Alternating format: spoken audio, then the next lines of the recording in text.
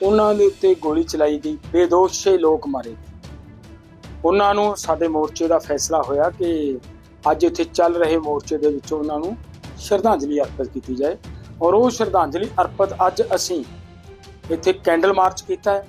ਪਿੰਡ ਦੀ ਸੰਗਤ ਨੇ ਸਾਰੀ ਨੇ, ਵਿੱਚ ਸਾਡੀਆਂ ਧੀਆਂ ਨੇ, ਬਜ਼ੁਰਗ ਨੇ, ਨੌਜਵਾਨ ਨੇ, ਬੱਚੇ ਨੇ, ਸਾਰੇ ਪਿੰਡ ਨੇ ਇਕੱਠੇ ਹੋ ਕੇ ਅਸੀਂ ਉਹ ਮਾਰਚ ਕੀਤਾ ਹੈ। ਸਰਕਾਰ ਇਹਦੀ ਇੰਡੀਪੈਂਡੈਂਟ ਜਾਂਚ ਕਰਵਾਵੇ और दोषियों के खिलाफ सख्त तो सख्त कार्रवाई होनी चाहिए। जिनको वहां पे इस घटना से लाभ हो रहा है, हिंदू मुस्लिम करने से जिसको लाभ हो रहा है, वो सब घटनाक्रम उनके भीतर है, उनके पेट में है। ਕਸ਼ਮੀਰ ਦੇ ਪਹਿਲਗਾਮ ਵਿੱਚ ਸੈਲਾਨੀਆਂ ਤੇ ਹੋਏ ਹਮਲੇ ਦੇ ਰੋਸ ਵਿੱਚ ਪੰਜਾਬ ਵਿੱਚ ਐਸਕੇਐਮ ਗੈਰ ਰਾਜਨੀਤਿਕ ਦੇ ਆਗੂ ਜਗਜੀਤ ਸਿੰਘ ਡੱਲੇਵਾਲ ਦੇ ਪਿੰਡ ਵਿੱਚ ਰੋਸ ਮਾਰਚ ਕੱਢਿਆ ਗਿਆ। ਇਸ ਮੌਕੇ ਗੱਲਬਾਤ ਕਰਦੇ ਕਿਸਾਨ ਆਗੂ ਜਗਜੀਤ ਸਿੰਘ ਡੱਲੇਵਾਲ ਨੇ ਕਿਹਾ ਕਿ ਪਹਿਲਗਾਮ ਵਿੱਚ ਵਾਪਰੀ ਘਟਨਾ ਨਿੰਦਣਯੋਗ ਹੈ। ਇਸ ਮਾਮਲੇ ਦੀ ਗੰਭੀਰਤਾ ਨਾਲ ਜਾਂਚ ਹੋਣੀ ਚਾਹੀਦੀ ਹੈ ਤਾਂ ਜੋ ਇਸ ਸਾਜ਼ਿਸ਼ ਦਾ ਪਰਦਾਫਾਸ਼ ਹੋ ਸਕੇ। ਤੁਸੀਂ ਸਾਰੇ ਮੇਰਾ ਖਿਆਲ ਹੈ ਜਾਣਦੇ ਹੋ, ਦੇਸ਼ ਸਾਰਾ ਇਸ ਗੱਲ ਨੂੰ ਜਾਣਦਾ ਹੈ ਕਿ ਜਿਸ ਤਰੀਕੇ ਦੇ ਨਾਲ ਪਹਿਲਗਾਮ ਦੇ ਵਿੱਚ ਸਾਡੇ ਜਿਹੜੇ ਵਿਚਾਰੇ ਯਾਤਰੀ ਗਏ ਜਾਂ ਮੈਂ ਕਹਿ ਲਈਏ ਕਿ ਸੈਲਾਨੀ ਗਏ, ਉਹਨਾਂ ਦੇ ਉੱਤੇ ਗੋਲੀ ਚਲਾਈ ਗਈ, ਬੇਦੋਸ਼ੇ ਲੋਕ ਮਾਰੇ ਗਏ। ਉਹਨਾਂ ਨੂੰ ਸਾਡੇ ਮੋਰਚੇ ਦਾ ਫੈਸਲਾ ਹੋਇਆ ਕਿ ਅੱਜ ਇੱਥੇ ਚੱਲ ਰਹੇ ਮੋਰਚੇ ਦੇ ਵਿੱਚ ਉਹਨਾਂ ਨੂੰ ਸ਼ਰਧਾਂਜਲੀ ਅਰਪਿਤ ਕੀਤੀ ਜਾਏ ਔਰ ਉਹ ਸ਼ਰਧਾਂਜਲੀ ਅਰਪਿਤ ਅੱਜ ਅਸੀਂ ਇੱਥੇ ਕੈਂਡਲ ਮਾਰਚ ਕੀਤਾ ਹੈ। ਪਿੰਡ ਦੀ ਸੰਗਤ ਨੇ ਸਾਰੀ ਨੇ, ਵਿੱਚ ਸਾਡੀਆਂ ਧੀਆਂ ਨੇ, ਬਜ਼ੁਰਗ ਨੇ, ਨੌਜਵਾਨ ਨੇ, ਬੱਚੇ ਨੇ, ਸਾਰੇ ਪਿੰਡ ਨੇ ਇਕੱਠੇ ਹੋ ਕੇ ਅਸੀਂ ਉਹ ਮਾਰਚ ਕੀਤਾ ਹੈ ਔਰ ਅਸੀਂ ਮੰਗ ਕਰਾਂਗੇ ਅੱਜ ਦੇ ਇਸ ਮਾਰਚ ਦੇ ਵਿੱਚੋਂ ਕਿ ਸਰਕਾਰ ਇਹਦੀ ਇੰਡੀਪੈਂਡੈਂਟ ਜਾਂਚ ਕਰਵਾਵੇ और दोषियों के खिलाफ सख्त तो सख्त कार्रवाई होनी चाहिए क्योंकि बेदोष लोग मतलब मारे। उन्होंने कहा कि अमरीका नाल भारत के समझौतियां दे दौर दौरान अजिही घटना वापरना सवाल खड़े करता है। उन्होंने कहा कि भारत के लोगों का इस मुद्दे तो ध्यान हटाने लई रची गई साजिश हो सकती है। उप राष्ट्रपति का बयान है जिहदे चों कह रहा है कि भारत दे नाल समझौते तय हो गए ने, टैरिफ सैट करना थोड़ा बहुता बाकी है, तो टर्मिनल रेफरेंसेस सेट करने बाकी नहीं। ये क्या उन्होंने अगर ये है तो फिर सानू मतलब बहुत गंभीरता नाल सोचण दी लोड़ है कि अमेरिका की खेड खेड रहा है, कि ये अमेरिका की चाल हो सकती है कि साडे इस समझौते नूं किते भारत के लोग जिस तरीके दे नाल एक अंदरों अंदरी एक चंगियाड़ी सुलग दी नज़र आ रही सी अंदोलन दी कि बर्दाश्त नहीं करनगे भारत के लोग अजिहा समझौता जिहदे विच टैरिफ घट करन दी गल होवे जां फ्री ट्रेड करन दी गल होवे, वो लोग बर्दाश्त नहीं करनगे।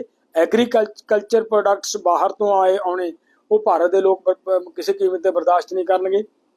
तां डेयरी प्रोडक्ट भी बाहरों आउण दी गल है ते पोल्ट्री प्रोडक्ट भी बाहरों आउण दी गल। अगर ये है तो फिर इहदा मतलब हो सकता है ਜਿਹੜੇ देश ने इत्थे आपदा कूड़ा कबाड़ साडे देश दे विच सिੱਟਣਾ होवे ਉਹ ਮਤਲਬ ਲੋਕਾਂ ਦਾ ਧਿਆਨ ਭਟਕਾਉਣ ਵਾਸਤੇ ਗੱਲ ਕਰ ਸਕਦਾ ਹੈ। ਡੱਲੇਵਾਲ ਨੇ ਲੋਕਾਂ ਨੂੰ ਵੀ ਅਪੀਲ ਕੀਤੀ ਕਿ ਉਹ ਆਪਸੀ ਭਾਈਚਾਰਕ ਸਾਂਝ ਬਣਾਈ ਰੱਖਣ ਕਿਉਂਕਿ ਕੁਝ ਸਾਜ਼ਿਸ਼ਕਰਤਾ ਲੋਕ ਅਜਿਹੀਆਂ ਘਟਨਾਵਾਂ ਕਰਕੇ ਲੋਕਾਂ ਨੂੰ ਇੱਕ ਦੂਜੇ ਦੇ ਖਿਲਾਫ ਵਰਤਦੇ ਹਨ, ਪਰ ਅੱਤਵਾਦ ਦਾ ਕੋਈ ਧਰਮ ਨਹੀਂ ਹੁੰਦਾ। ਇਸ ਲਈ ਲੋਕ ਇਹਨਾਂ ਸਾਜ਼ਿਸ਼ਾਂ ਦਾ ਸ਼ਿਕਾਰ ਨਾ ਹੋਣ ਅਤੇ ਆਪਸੀ ਭਾਈਚਾਰਾ ਕਾਇਮ ਰੱਖਣ। ਇਹ ਦੇਸ਼ਾਂ ਦੀਆਂ ਜਾਂ ਮਤਲਬ ਕੁਝ ਸ਼ਰਾਰਤੀ ਲੋਕਾਂ ਦੀਆਂ ਜਿਹੜੀਆਂ ਕੋਸ਼ਿਸ਼ਾਂ ਨੇ ਆਪਸੀ ਭਾਈਚਾਰੇ ਨੂੰ ਤੋੜਨ ਦੀਆਂ, ਉਹਦੇ ਤੋਂ ਬਚਣ ਦੀ ਲੋੜ ਹੈ। ਆਪਾਂ ਤਕੜੇ ਹੋ ਕੇ ਉਹਦੇ ਤੇ ਏਕਤਾ ਬਣਾ ਕੇ ਸਾਰੇ ਜਾਣੇ, ਨਾ ਕੋਈ ਹਿੰਦੂ ਨਾ ਕੋਈ ਮੁਸਲਮਾਨ, ਕਿਉਂਕਿ ਜਿਹੜਾ ਅੱਤਵਾਦ ਹੈ, ਅੱਤਵਾਦ ਦਾ ਚਿਹਰਾ ਹਿੰਦੂ ਨਹੀਂ ਹੈ, ਮੁਸਲਮਾਨ ਨਹੀਂ ਹੈ, ਸਿੱਖ ਨਹੀਂ ਹੈ, ਅੱਤਵਾਦ ਅੱਤਵਾਦ। ਦੂਜੇ ਪਾਸੇ ਪਹਿਲਗਾਮ ਘਟਨਾ ਤੇ ਕਿਸਾਨ ਆਗੂ ਰਾਕੇਸ਼ ਟਿਕੈਤ ਦਾ ਵੀ ਬਿਆਨ ਸਾਹਮਣੇ ਆਇਆ ਹੈ, ਜਿਸ ਵਿੱਚ ਉਹਨਾਂ ਦੱਸਿਆ ਕਿ ਕਸ਼ਮੀਰ ਦੇ ਲੋਕਾਂ ਨਾਲ ਗੱਲਬਾਤ ਕੀਤੀ ਹੈ ਤੇ ਕਸ਼ਮੀਰ ਦੇ ਲੋਕ ਇਸ ਘਟਨਾ ਤੋਂ ਬਾਅਦ ਦੇ ਹਾਲਾਤਾਂ ਤੋਂ ਡਰੇ ਹੋਏ ਹਨ। उन्होंने कहा कि कश्मीर सैलानियों पर निर्भर करता है, टूरिज्म कारण उन्होंने घर चलते हैं, पर इस घटना कारण कश्मीर का टूरिज्म बर्बाद हो रहा है। कश्मीर में जो श्रीनगर है वहां पे या तो फल सब्जी उसका फ्रूट्स का व्यापार है, सेब का व्यापार है, उसका अगर रोकोगे तो जब उनको नुकसान होगा, या टूरिज्म से उनको पैसा आएगा, तो टूरिज्म से पैसा आएगा तो कश्मीर बर्बाद होगा अगर इस तरह की घटना होगी। और लाभ किसको हो रहा है?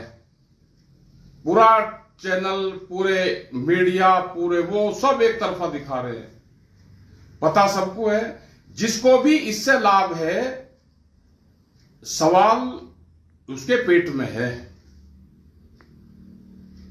यही हमको बताना था कि जैसे पुलिस छानबीन करती है, भाई जो इसका लाभ ले रहा है उसको पकड़ लो,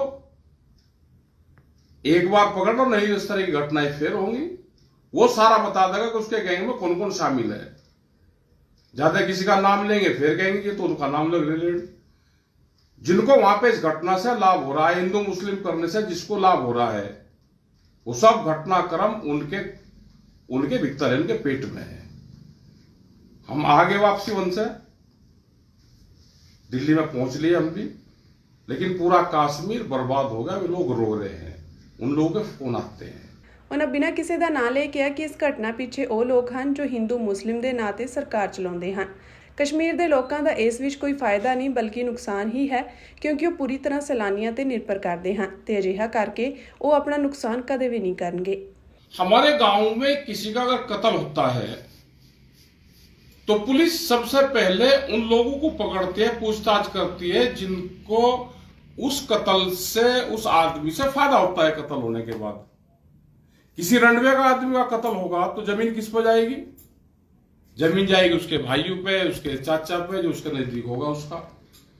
कोई बाप आवारा हो जाता है तो लड़का उसका कत्ल कर देता है तो पुलिस आते ही पकड़ ले, क्योंकि जमीन प्रॉपर्टी उस पर जाती है। बहुत ही है ये घटना, कोई बाप अपनी जमीन बेच रहा तो उसका कत्ल कर देता है लड़का। पुलिस किसको पकड़ेगी? पहली दृष्टि में ही पुलिस पकड़ती है उसके लड़के को, क्योंकि प्रॉपर्टी जाएगी उसके नाम। तो देश को यह बात समझ में नहीं आई अभी कि जो एक घटना घटी है इससे लाभ किसको हो रहा है। कहां ढूंढते फिरोगे भाई? चोर तो आपके बीच में है, यही घूम रहा है। वो बॉर्डर पार पाकिस्तान में थोड़ा है कि जो भी ठाव पूरे देश की वो चले जाओ पाकिस्तान में। चोर तो आपके बीच में है। इस घटना से किसको लाभ हुआ है और किसको नुकसान हुआ है? क्या कोई कश्मीर के लोग अपने यहां पे घटना करके आबाद होंगे?